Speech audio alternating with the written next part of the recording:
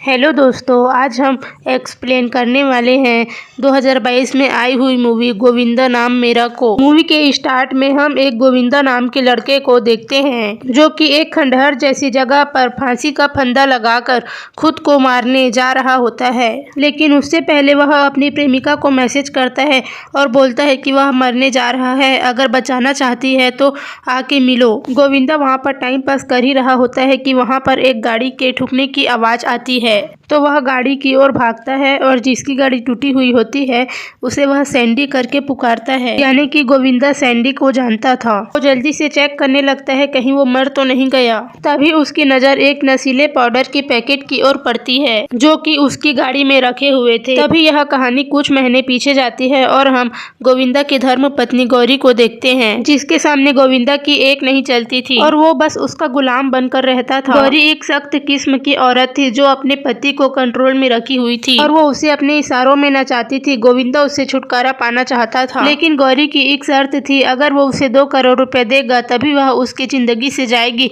नहीं तो जिंदगी भर भटकती आत्मा की तरह इधर उधर मंडराते रहेगी। उसके घर में मंजू नाम की एक औरत काम करती थी और वो भी गोविंदा को इज्जत नहीं देती थी और उसे नाकारा ही समझती थी। गोविंदा बैकग्राउंड डांसर का काम करता था और साथ ही साथ डांस क्लास भी चलाता था, पर उसे पैसा नहीं मिलता था। यहाँ हमें बताया जाता है कि गोविंदा के पिता गोपी तमिल फिल्म के एक्शन मास्टर थे और बॉलीवुड में एक्शन फिल्म की शूटिंग के लिए मुंबई आए हुए थे। फिर उन्हें उसी फिल्म में काम कर रही बैकग्राउंड डांसर आशा से प्यार हो गया और उससे शादी भी हो गई। फिर उसी के बाद पैदा हुआ गोविंदा। एक दिन गोपी घोड़े में बैठकर कहीं घूमने गया, लेकिन खाई से गिरकर उसकी मौत हो गई। लेकिन उसके बाद पता चलता है कि गोपी एक नंबर का धोखेबाज था। तमिलनाडु में उसकी पहली शादी हो चुकी थी और उसका एक बेटा भी था। वाइफ का नाम चारुलता और बेटे का नाम विष्णु था। गोपी का बहुत बड़ा बंगला था जहाँ पर गोविंदा और उसकी माँ रहते थे, पर गोपी के चले जाने के बाद चारुलता को पता चला तो वह बंगला हड़पने आ गई, जबकि बंगला गोविंदा और माँ के ही नाम था। तब से लेकर अभी तक इस बंगले के नाम से केस चल ही रहा है,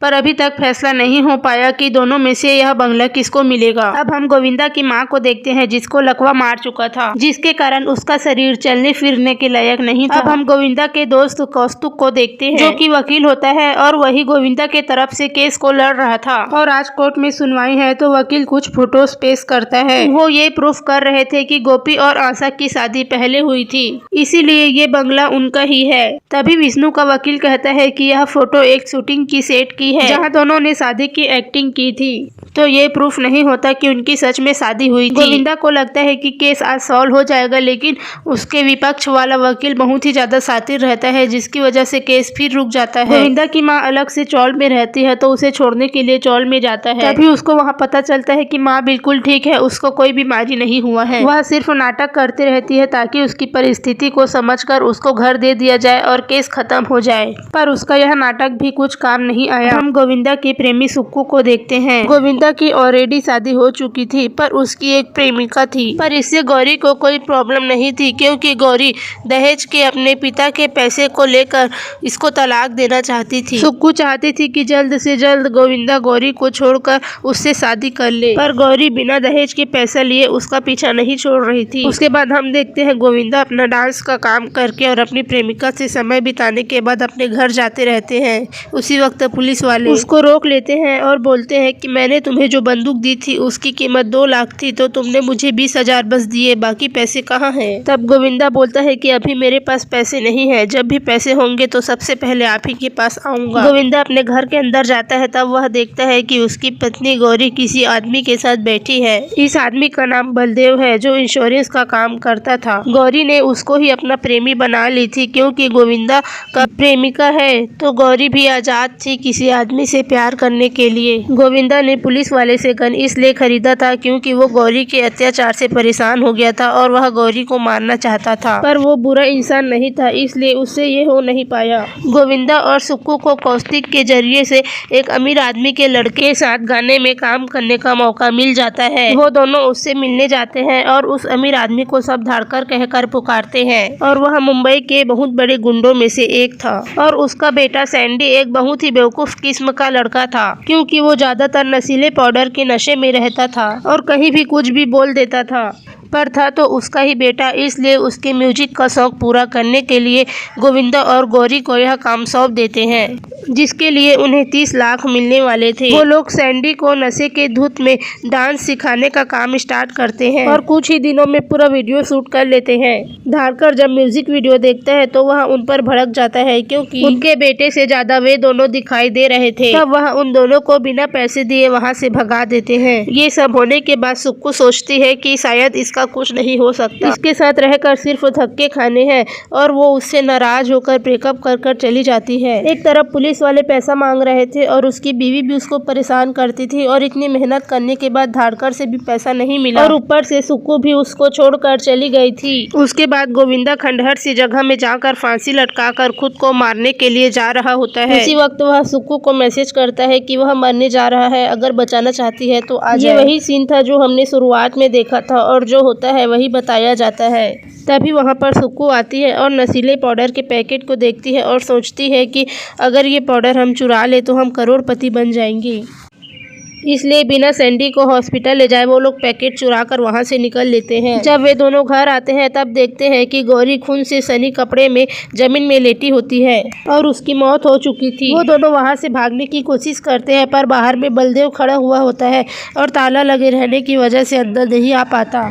अब वे दोनों सोचते हैं कि किसी ने उनको यहाँ पर देख लिया तो शक उन पर ही जाएगा, और सब सोचेंगे कि प्रेमी और प्रेमिका मिलकर प्रेमी के पत्नी को मार डाला। तो वो लोग सोचते हैं कि अब लाश को ठिकाना लगाना होगा। तब गोविंदा अपने घर के बाहर में गड्ढा खोदता है और उसी में गौरी को दफना देता है, और सुक्कू सबूत मिटाने के लिए वहाँ पर टूटा फूटा सभी सामान को पॉलीथीन में लेकर उसे जलाने के लिए चली जाती है। और सुबह जब सैंडी को होश आता है तो उनके होश उड़ जाते हैं कि उनके नशीले पाउडर गायब है, और वह बहुत डर जाता है। फिर वो अपने पापा के पास जाकर रोते हुए बताता है कि पिछले रात उसे किसी का फोन आया जो नशीले पाउडर के बदले 6 करोड़ दे रहा था, तो मैं आपकी लॉकर से पैकेट निकाल कर उसको देने चले गया था और अभी पैकेट गायब है। और अब मंजू हर रोज की तरह घर में काम करने के लिए आती है, पर उसे गौरी दिखाई नहीं देती। फिर उसे शक हो जाता है कि कुछ तो गड़बड़ है। वो गौरी को फोन लगाती है, पर फोन कोई नहीं उठाता क्योंकि उसका फोन सुक्कू के पास रहता है। गोविंदा को गौरी के फोन का ख्याल आता है, तब वह सुक्कू को पूछता है, पर सुक्कू कह देती है कि उसको फोन के बारे में कुछ नहीं पता, लेकिन सच तो यह था कि फोन उसके ही पास था। यहाँ पर ये राज खुलता है कि सुक्कू विष्णु से मिली हुई है, और विष्णु कुछ दिन पहले सुक्कू से मिला था और उससे शर्त रखी कि गोविंदा की प्रेमिका बनकर उसके केस से जुड़े सारी जानकारी देना है, और उसके बदले उसे पैसा मिलने वाले थे। अब यहाँ पर से पता चलता है कि सुक्कू उससे बस प्यार करने का नाटक कर रही थी, ताकि वो उसके साथ रहकर जासूसी करके सारी जानकारी विष्णु को बता सके। पर अब तो गौरी की मौत हो चुकी थी और सबूत मिटाने में इसका भी हाथ था, तो उसको टेंशन हो गया था, इसलिए वो विष्णु से मदद मांगने के लिए आई होती है, पर विष्णु से उसको कुछ मदद नहीं मिलता।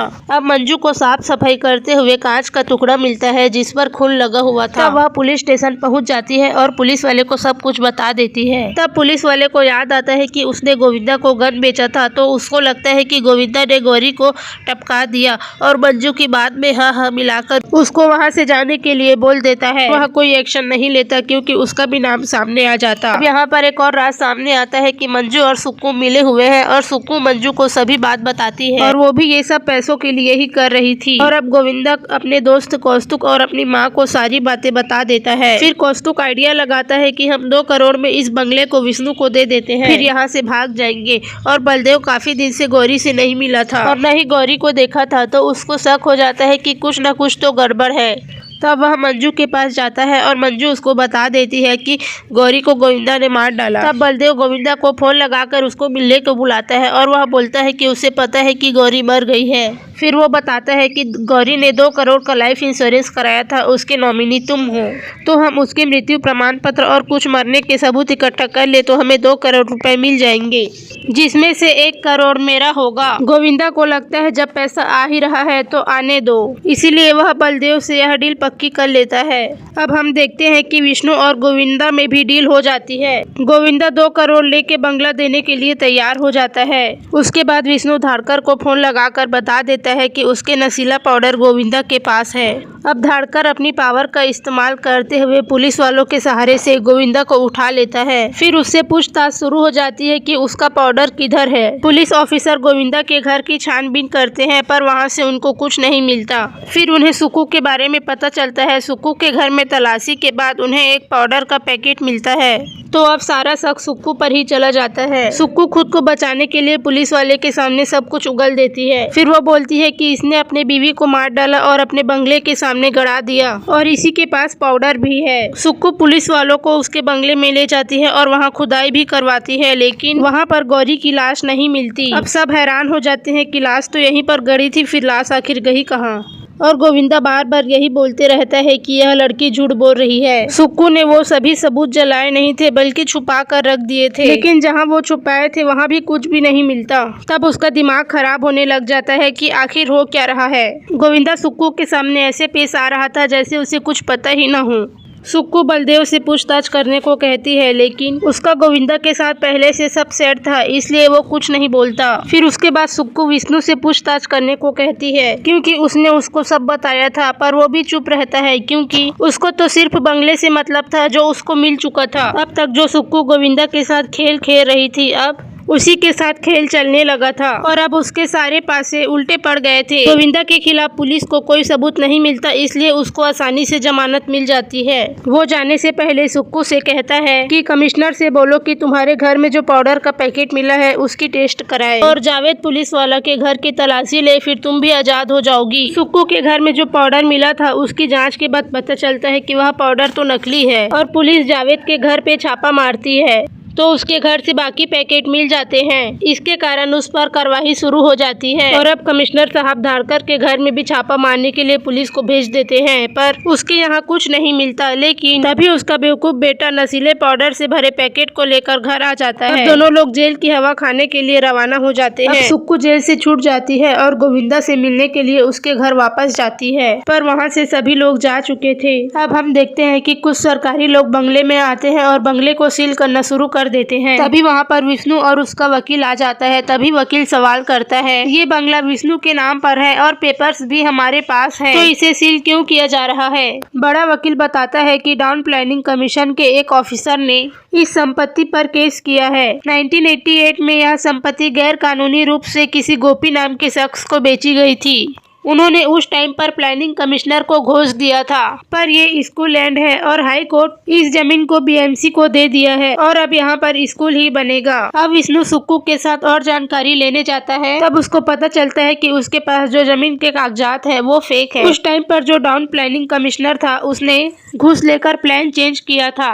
उसके जूनियर अधिकारी ने पब्लिक इंटरेस्ट लिटिगेशन फाइल किया था। 30 साल बाद वह केस जीत गया तो यह जमीन फिर से कॉर्पोरेशन के पास वापस आ गई और वो बंगला कभी गोपी का था ही नहीं। ये सभी बातें गोविंदा को पहले से ही पता चल गई थी, तो उसको समझ आ गया था कि अगर वो केस जीत भी जाए तो भी कोई फायदा नहीं, क्योंकि ये जमीन तो उसकी पिता की थी ही नहीं। सुक्कू बलदेव से मिलने जाती है तो उसको पता चलता है कि उसको 1 करोड़ का लॉटरी लग गया, तो वह मुंबई छोड़कर चला गया। सुक्कू और विष्णु ने बंगले और पैसे के लिए जो भी सपने देखे थे वह सब टूट गए और अब दोनों के पास अफसोस मनाने के सिवाय कोई ऑप्शन नहीं था। अब यह कहानी कुछ महीने आगे का दिखाता है, जहां सुक्कू अपनी वही पुरानी बेरंग जिंदगी जी रही होती है। तभी उसके पास एक कॉल आता है और हमें बताया नहीं जाता कि किसका है, और दूसरी तरफ विष्णु एक आदमी से मार खा रहा होता है क्योंकि उसने उससे पैसे उधार लेकर बंगला खरीदा था, और उसके पास भी एक कॉल आता है पर हमें बताया नहीं जाता कि किसका है। अब हमें यहाँ पर थाईलैंड के नज़ारे दिखाए जाते हैं और हम देखते हैं कि विष्णु, उसकी माँ और सुक्कू तीनों समुद्र के किनारे खड़े हैं, क्योंकि उन सबको कॉल करके बुलाया था गोविंदा ने। अब गोविंदा धीरे धीरे करके सारे राज खोलना शुरू करता है और बताता है कि जब कोर्ट में शादी की फोटो का खुलासा हुआ तो तभी मैं समझ गया कि घर में कोई आस्तीन का सांप है। उसने मंजू का पीछा किया तो उसको पता चला कि वह सुक्कू के साथ है। उसको पता चल गया कि मंजू ही सुक्कू को सब जानकारी देती है। अब उसके बाद उसने सुक्कू का पीछा किया, तब उसको पता चला कि सुक्कू विष्णु के साथ मिली हुई है। उस टाइम पे गोविंदा का दिल टूट गया क्योंकि वह सुक्कू को लेकर सीरियस था, लेकिन अब उसे धोखा मिल चुका था। अब उसे भी तो कुछ करना था। गोविंदा यह सब बताते ही रहता है कि माताजी खुद अपने पैर पर चल कर आती है। यह देखकर सबके होश उड़ जाते हैं क्योंकि किसी को पता ही नहीं था कि वह ठीक है, उसको लकवा नहीं हुआ है।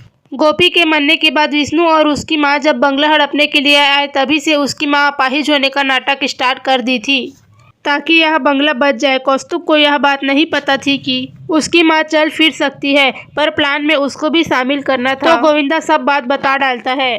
अब यहाँ पर एक और राज खुलता है कि गौरी जिंदा है, जो कि शायद आपको पहले ही पता चल गया होगा, पर इन सबको अभी पता चला तो इन सब का मुंह खुला का खुला रह जाता है। गोविंदा और गौरी की बिल्कुल भी नहीं बनती थी, लेकिन फिर भी गोविंदा अपना प्लान लेकर गौरी के पास जाता है तो उसको बताता है कि बीएमसी इस बंगले पर कब्जा करने वाली है तो हमको कुछ भी नहीं मिलने वाला, तो मेरे पास एक प्लान है और उसके बाद खूब पैसा होगा और तुम्हें तलाक भी मिल जाएगा। तब गोविंदा को यहाँ पर पता चलता है कि गौरी लाइफ इंश्योरेंस ले रखी है और उसकी नॉमिनी वही है, ताकि ये गौरी को कुछ हो जाए तो उसके पास पैसे रहे जीने के लिए। बलदेव उसका आशिक नहीं था, वो तो बस गोविंदा को जलाने के लिए उसके पास जाकर चिपकती थी। दोनों को कुछ गलत फहमी हो गई थी, पर दोनों के दिल में एक दूसरे के लिए खूब प्यार था। गोविंदा सैंडी को फोन लगाता है और इसे पाउडर के बदले 6 करोड़ देने की बात करता है। उसने सोचा था कि सैंडी को बेहोश करके वह पाउडर ले लेगा, पर वह खुद ही गाड़ी ठोक के बेहोश हो गया था। उधर माँ और गौरी मिलकर मस्त सेटअप तैयार करते हैं और फिर गौरी खून लगाकर जमीन पर लेट जाती है। तभी गोविंदा सुक्कू को लेकर घर आता है और दोनों बॉडी को देखकर मरा हुआ समझकर उसे गाड़ने लगते हैं, लेकिन सुक्कू के जाने के बाद गोविंदा गौरी को निकाल लेता है। माँ सुक्कू की तरफ नजर लगाए रहती है तो उसे पता चलता है कि वह सबूत मिटाने के बजाय उसे छुपा रही है, तो उसके जाने के बाद वह सबूत गायब कर देती है। तब गौरी बेबी पाउडर का इस्तेमाल करके नकली पाउडर बनाती है और उसकी माँ सुक्कू के कमरे में रख आती है और उसके बाद माँ नौकरानी बनकर जावेद के घर काम करने जाती है और वहाँ पर भी नकली नशीला पाउडर रख देती है, क्योंकि उसे भी तो रास्ते से हटाना ही था। जो पाउडर गोविंदा ने सैंडी से चुराया था वह उसी को ही बेच देता है, तो थैली भर के सैंडी जो पाउडर ले गया था वो उसी का ही था, पर वो इतना बेवकूफ था कि वह गलत टाइम पर लेकर आ गया। बलदेव के साथ जो डील हुई थी उसके हिसाब से वह इंश्योरेंस में से 2 करोड़ में से 1 करोड़ उसको दे देता है। वहाँ से उसकी कहानी खत्म हो जाती है और उन्होंने 2 करोड़ में विष्णु को बंगला भी बेच दिया, यानी कि पहले उसको सैंडी से 5 करोड़ मिले और फिर इंश्योरेंस से 1 करोड़ और विष्णु की तरफ से 2 करोड़, यानी कि टोटल 8 करोड़ हो गए। लेकिन मूवी में 7 करोड़ ही बताया है। लगता है उन लोग इंश्योरेंस के 1 करोड़ को भूल ही गए। गोविंदा सुक्कू से कहता है कि मैंने तुमसे सच्चा प्यार किया था, पर तुमने पैसों के लिए मुझे धोखा दे दिया। उसने विष्णु से कहा कि मेरी आई को कभी इज्जत नहीं मिली, सिर्फ एक बंगला ही था जिसे तुम लोगों ने छीनने आ गए। मुझे बंगले से कभी प्यार नहीं था, बल्कि मुझे मेरी आई की इज्जत प्यारी थी। अगर तुम लोग मेरी आई को खुशी दिए होते तो मैं यह बंगला तुम्हें खुशी खुशी गिफ्ट कर देता। विष्णु उसे धमकी देता है कि वह उसे छोड़ेगा नहीं। तभी उनको चक्कर आने लगता है, क्योंकि विष्णु उनको कुछ पीने के लिए दिया रहता है, उसमें बेहोशी की दवाई मिलाई होती है, तो वे तीनों वहीं बेहोश हो जाते हैं और गौरी, गोविंदा, उसकी माँ और कौस्तुभ 8 करोड़ के मालिक बनकर निकल लेते हैं और मूवी यहीं पर खत्म हो जाती है। तो दोस्तों, मैं इस मूवी की बात करूँ तो यह मूवी कुछ समझाने के लायक नहीं है। ये एक ऐसी मूवी है जिसे सिर्फ एक बार देखकर मनोरंजन किया जा सकता है, बाकी ऐसा कुछ भी नहीं था जो बताने लायक हो। फिल्म के स्टार्टिंग में बस कहानी इधर उधर करने में समय चली जाती है, कुछ सीन को बार बार दिखाई गई है और वही वही बातों को बार बार बताई गई है। मूवी में इंटरवेल के बाद कहानी में कुछ जोर पकड़ती है और इस मूवी का आखिरी मजा लास्ट के 15 मिनट में आती है, जब सारा राज सामने आता है। फ्रेंड्स, वीडियो के एंड में बोलना चाहेंगे कि यह सिर्फ टाइम पास मूवी है। आज की वीडियो को यहीं पे एंड करते हैं। वीडियो पसंद आई होगी तो लाइक कर देना, चैनल को भी सब्सक्राइब कर देना। मिलते हैं अगले वीडियो में।